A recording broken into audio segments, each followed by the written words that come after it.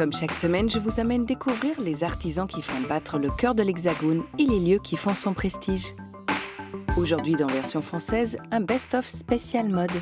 Si à Versailles tout le monde connaît le château, sachez qu'il héberge en son sein un opéra royal, s'il vous plaît, c'est en coulisses. Une mode qui a la lumière à tous les étages, c'est celle de la créatrice Sakina Emsa. Elle est notre invitée du jour. Si vous n'êtes pas sur la liste des invités de la Fashion Week, voici 3 adresses haute couture pour se la jouer fashionista dans la capitale. Une teinture végétale des motifs envoûtants venus du Japon, c'est le shibori.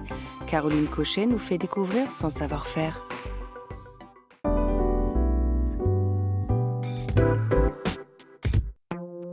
Avec la belle idée de la malle française, on se la joue VIP avec les services d'une styliste à distance. Sans abonnement et à échéance variable, vous recevez chez vous un colis contenant environ 12 pièces, chaussures, robes, tops de différentes maisons et créateurs qu'il faudra renvoyer 7 jours plus tard. Une manière de consommer malin. Né à la cour d'Espagne pendant la Renaissance, le corset n'était pas officiellement un outil de torture, mais bien un accessoire de mode. Et à l'époque, il fallait souffrir pour être belle. Le but était donc de donner l'impression d'une taille fine et de hanches larges. C'est entre 1930 et 1970 que le corset disparaît avant de faire son grand comeback dans les années 80. Marre de voir vos t-shirts basiques avoir grise mine, désespéré de votre jean fraîchement troué ou tout simplement envie de renouveler votre garde-robe en un coup d'aiguille, plus la peine d'être expert en couture. Dans l'ouvrage Broderie Upcycling, on vous donne 20 idées originales pour donner ou redonner du peps aux pièces de votre dressing. Astucieux. Les broches en nom derrière l'épingle. Avant, indissociable des cardigans un peu mémés, maintenant, brodés, colorés et rock'n'roll. Chez Virgen, on pique et on coud des accessoires ornementaux qui prennent place aussi bien sur nos cols et chemises qu'à nos oreilles. Symbole intrigant, forme mystérieuse, ici c'est l'alchimie qui opère.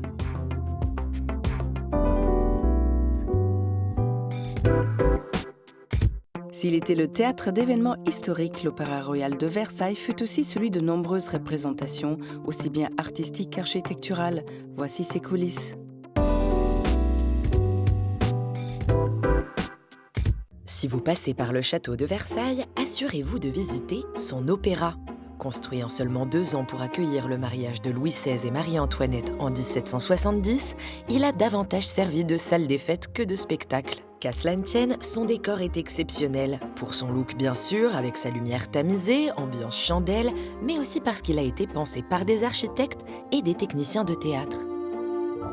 C'est avant tout un édifice qui croise le décor et l'architecture. Ce qui fait que la plupart de ce que vous avez sous les yeux, c'est du théâtre. Au ce sens, par exemple, vous avez une magnifique colonnade à ce dernier niveau, mais ces colonnes ne supportent rien, elles sont en bois.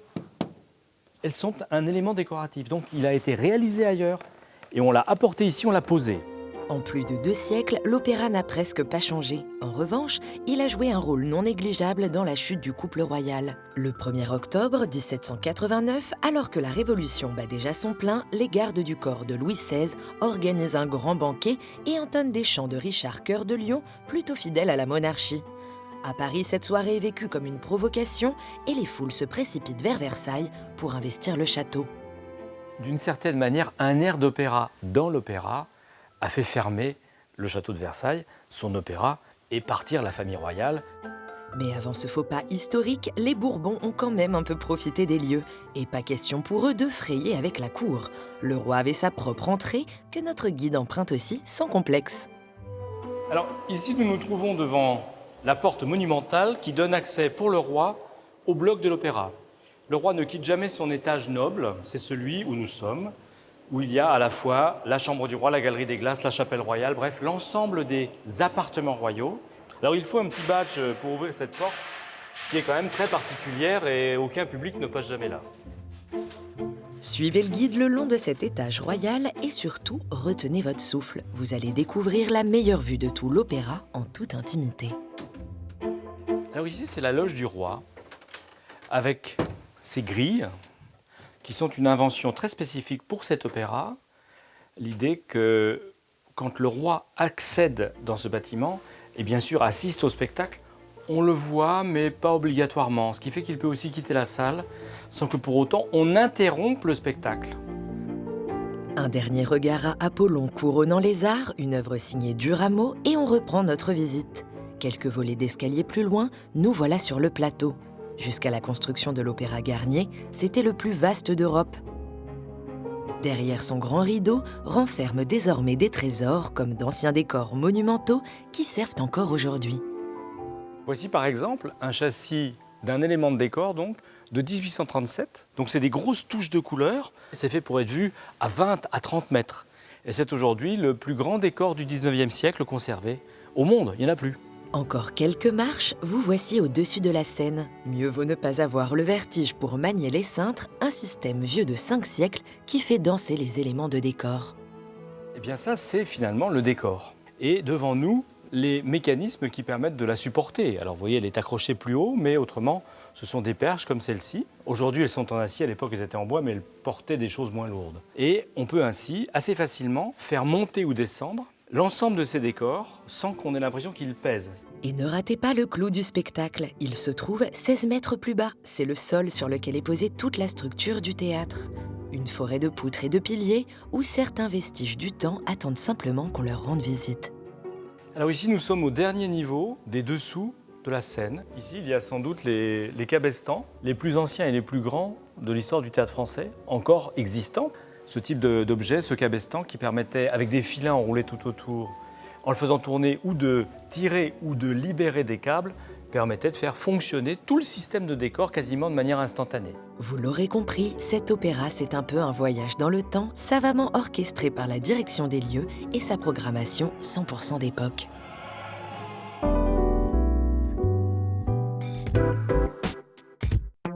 Sakina Emsa a décidé que c'était au pays des Lumières que la mode devait se faire. Nous avons suivi la créatrice qui a éclairé notre lanterne et notre journée.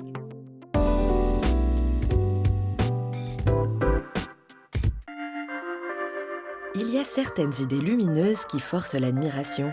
Depuis ses débuts de jeune créatrice il y a 20 ans, Sakina Emsa récupère les tissus que les maisons de haute couture n'exploitent pas pour en faire des vêtements accessibles à tous.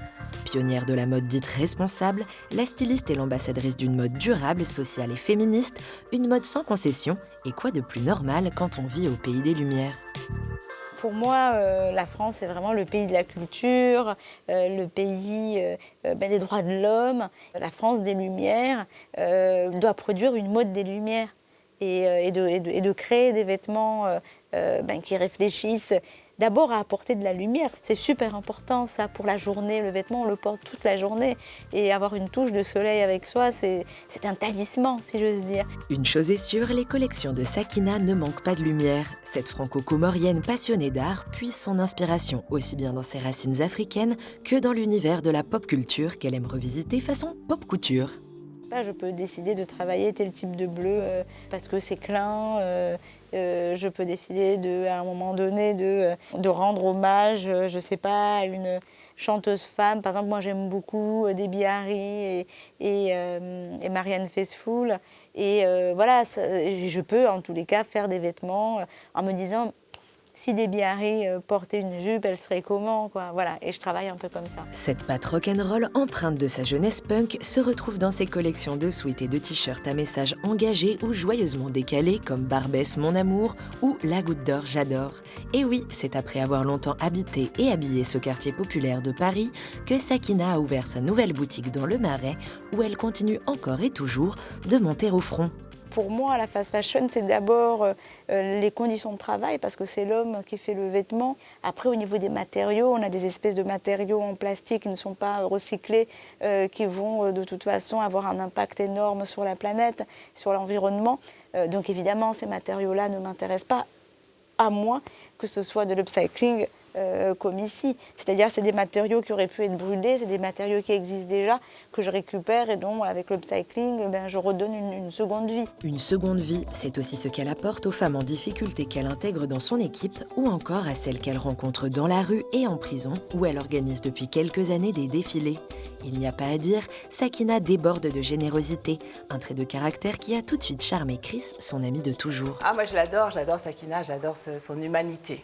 vraiment. C'est cette humanité qui transparaît partout dans ce qu'elle est et dans ce qu'elle fait. Sakina, il n'y a pas de frontière avec Sakina, c'est ça. Voilà, la prison, un défilé de mode en prison, pourquoi pas? Oui, ok, j'y vais. Et puis quand elle y va. Hein. Elle donne, quoi. Sakina donne, fonce, crée, mais avant de se lancer, prend toujours le temps d'interroger son équipe pour penser la mode de demain. Qu'est-ce qu'on a envie de porter aujourd'hui? Qu'est-ce que la femme elle a envie sur cet hiver, par exemple? Qu'est-ce que tu fais, toi, là-dedans? Une petite veste, une veste ou manteau, une jupe aussi. Ou une jupe. Une jupe midi, voilà, exactement. Une belle jupe midi. Une fois que l'idée est devenue vêtement, c'est bien souvent la belle et élancée Camille qui se dévoue pour vérifier que la pièce tombe bien. C'est pas mal ça, non, comme détail. Tu vois, du coup, peut-être qu'on peut remonter, je sais pas ce que tu en penses. Mais c'est canon. Check. Aucun doute, Sakina sait où elle va. Notre démarche, elle est très simple, hein, c'est de faire de la mode portable, désirable, pour une femme qui soit libre de son corps et surtout qui puisse vraiment, qu'on admette quoi, qu'on puisse être jolie, sexy et qu'en même temps on ait des responsabilités, qu'on ait un taf important. Et moi, en tous les cas, j'ai vraiment envie d'habiller cette femme-là. Alors, femme d'aujourd'hui et de demain, à vos habits de lumière.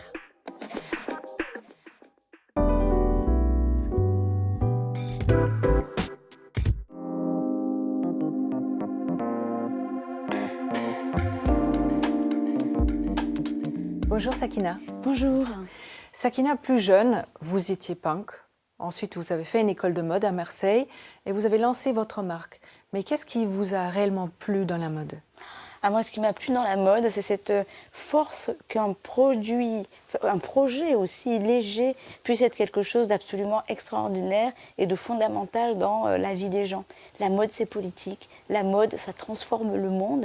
Je suis devenue punk à ce moment-là parce que être punk, c'était une forme de liberté. C'était aussi un mouvement qui était à la fois politique, mais qui était aussi... une rébellion, quelque part. Une rébellion, et puis quand on est jeune, moi je suis une fan de Arthur Rimbaud, et en fait, à 17 ans, on n'est pas sérieux, à 17 ans, on a envie d'aller au-delà de ce qu'on nous donne, de ce que nos parents nous donnent, des points de repère qu'on nous donne, de désobéir en vérité. Et vous avez désobéi à plusieurs niveaux, parce qu'à un moment donné, vous vous êtes dit, voilà, la mode, c'est très bien, mais le système ne va pas, il faut que ça change. Qu'est-ce qui a fait le déclic ? Je me suis dit, quand je suis sortie de l'école de mode, que la manière dont la mode était produite, dont elle était fabriquée, c'était l'obscurantisme. Et tout d'un coup, je me suis dit, c'est pas possible, je suis dans la France des Lumières, il faut que je crée la mode des Lumières. Alors c'est ce que vous avez fait. D'abord, vous avez récupéré dans les grandes maisons de couture les chutes de tissus. Mon modèle économique a toujours été de dire, les tissus qui sont en trop, au lieu de les brûler, au lieu de les garder en stock. Parce qu'il faut dire, l'industrie de la mode est quand même la seconde plus polluante au monde. C'est une des industries les plus polluantes au monde, mais aujourd'hui, il ne faut pas que le dire.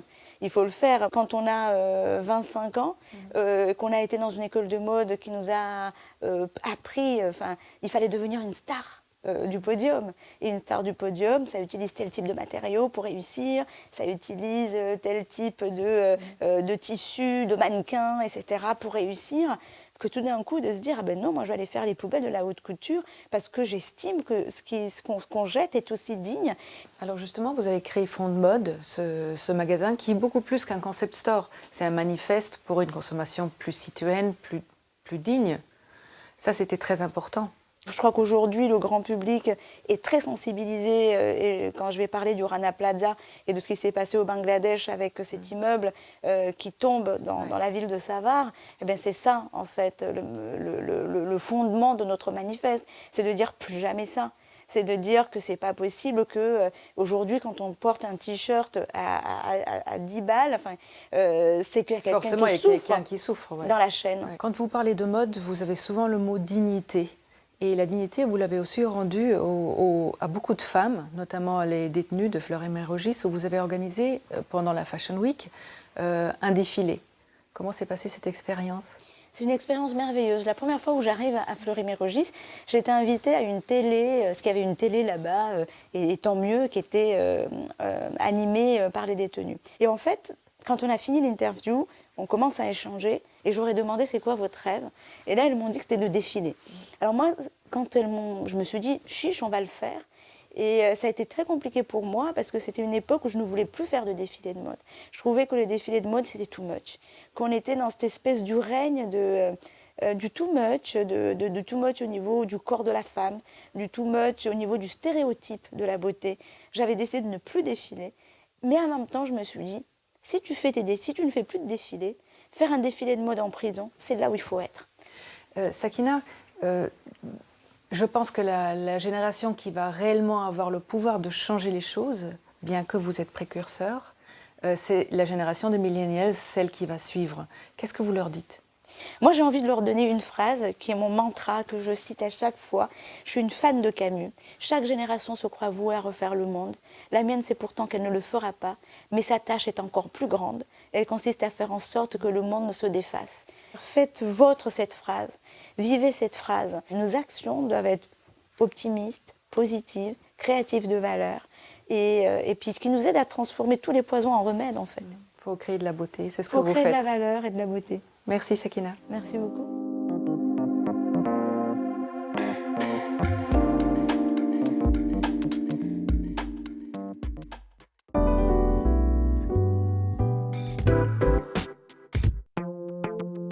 Paris, c'est la ville incontournable pour les fanas de mode. Découvrez les adresses les plus fashion de la capitale pour une visite cousu main.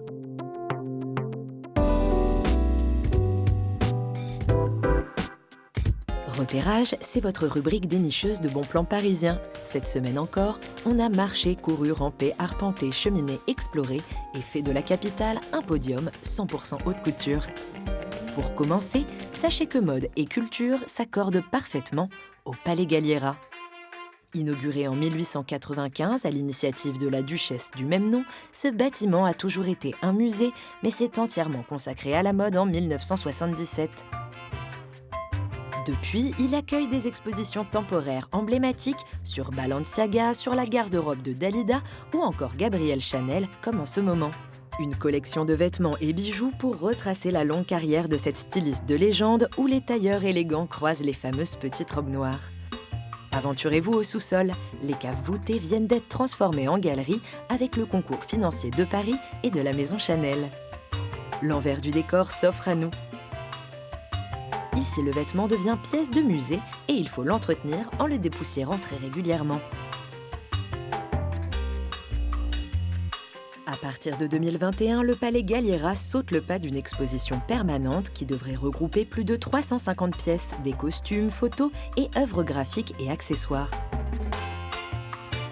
La mode exposée, c'est bien joli, mais porter, c'est encore mieux. Alors pourquoi pas chiner quelques pépites dans un dépôt-vente chic, bien sûr. Celui-ci est né il y a 35 ans et à sa tête, depuis une douzaine d'années, Sissi, une impératrice du bon goût. Dès l'entrée, sur les portants s'alignent des grands noms de la mode, comme Christian Lacroix, Yves Saint Laurent, Lanvin ou encore... Ça, tout simplement, c'est un tailleur Dior, jamais porté par une de mes clientes qui était amoureuse de ce créateur, qui l'a acheté, qui ne l'a jamais porté. J'ai un amour de ce métier pour avoir des belles pièces qui ont une histoire, qui racontent une histoire. Et oui, car le principe du dépôt-vente, c'est de mettre sur ces nombreux portants des pièces qui ont déjà vécu et cherchent une seconde vie. Côté haute couture, c'est plutôt pratique car certains vêtements iconiques ne se font plus et en boutique, ils font de gros trous dans le porte-monnaie. Côté style, c'est aussi un passage de relais entre les générations.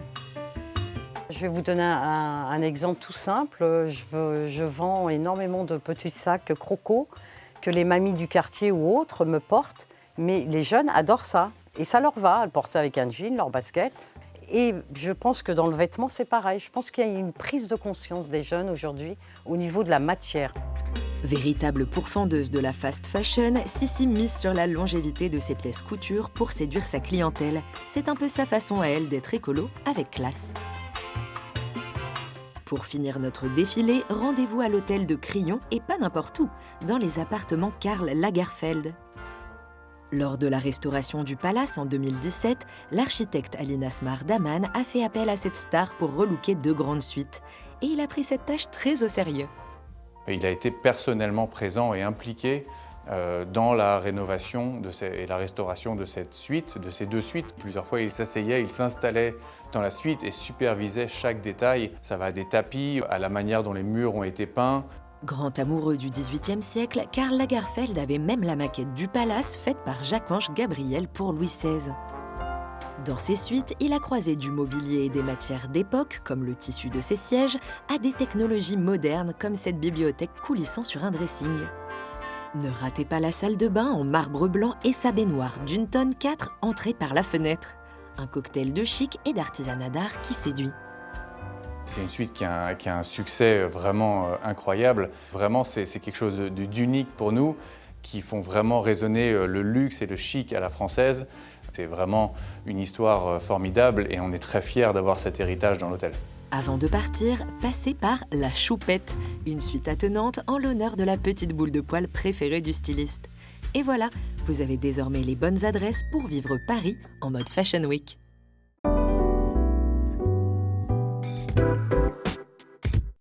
Le shibori mêle l'art des motifs textiles à celui de la teinture. Cette pratique japonaise a traversé les frontières pour arriver dans l'atelier de Caroline.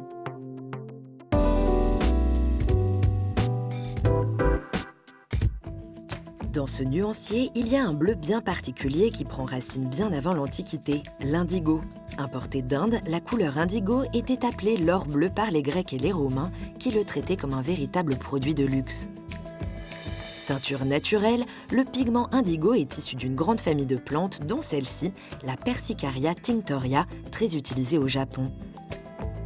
Difficile à croire quand on voit ses feuilles bien vertes, et pourtant le secret de l'indigo coule bien dans son feuillage. Et pour mieux comprendre, direction le jardin de Caroline Cochet, artiste textile à Targon en Gironde. Car pour obtenir le pigment indigo, vous allez voir qu'il faut travailler la feuille. Elles contiennent 3% de pigment indigo. Et du coup, pour concentrer le pigment, je vais travailler à faire un compost avec ces feuilles, à les fermenter et qui va me servir pour monter les cuves. Dans ce compost, c'est un tout en un. Il y a à la fois le pigment, il y a les bactéries et la nourriture pour les bactéries. Et ces bactéries vont servir à la réduction de la cuve. Après plusieurs années passées sur les plateaux de tournage, c'est lors d'un voyage au Japon que Caroline a découvert l'indigo et est tombée dans une cuve de bleu pour ne plus jamais en sortir. Une fois le compost obtenu, il y a tout un rituel à respecter pour préparer le bain de teinture et l'entretenir. Il faut surtout composer avec les humeurs de la cuve qui peut être un peu capricieuse. La cuve d'indigo, c'est quelque chose de vivant. L'indigo, parfois teint et parfois ne teint pas. C'est pas le moment pour teindre. C'est tout un entretien au quotidien.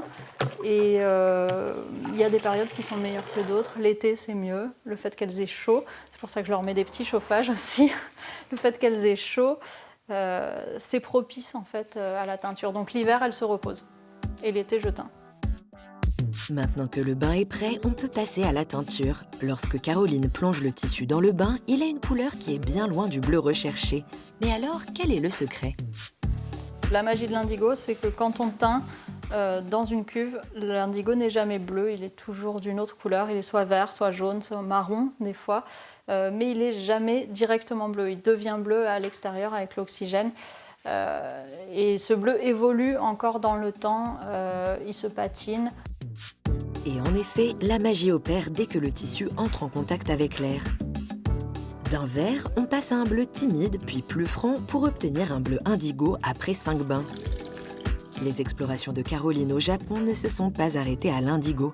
Elle y a aussi découvert la technique de couture du shibori, une technique particulière qui permet de créer des motifs dans la cuve d'indigo. Shibori en japonais, ça veut dire nouer serré. C'est toutes les techniques qui consistent à protéger le tissu à certains endroits pour empêcher la teinture de rentrer à certains endroits. C'est comme ça qu'on obtient les motifs blancs sur fond bleu.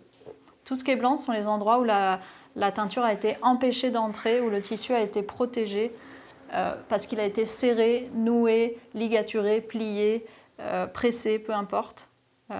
Tout ça, c'est de la teinture par réserve. Caroline trace une forme, qu'elle soit organique ou géométrique, avant de coudre les 2 épaisseurs du tissu et de froncer le tout. Et le reste se passe une fois de plus dans le bain de teinture. Le travail du shibori en teinture, c'est aussi de masser, c'est-à-dire ici d'appuyer sur tous les endroits où j'ai protégé, où j'ai des plis, pour aider la teinture à rentrer au plus près des endroits que j'ai protégés. Prête ? Un travail minutieux et qui peut parfois être long. Certaines de ces pièces ont demandé plus de 4 mois de couture pour établir la forme, comme celle-ci, avec plus de 400 fils cousus, sans oublier les multiples plongeons dans la teinture. Un art de la patience que l'on retrouve sur ces créations textiles uniques et que Caroline enseigne à ses élèves qui viennent s'immerger dans ce monde aux nuances de bleu.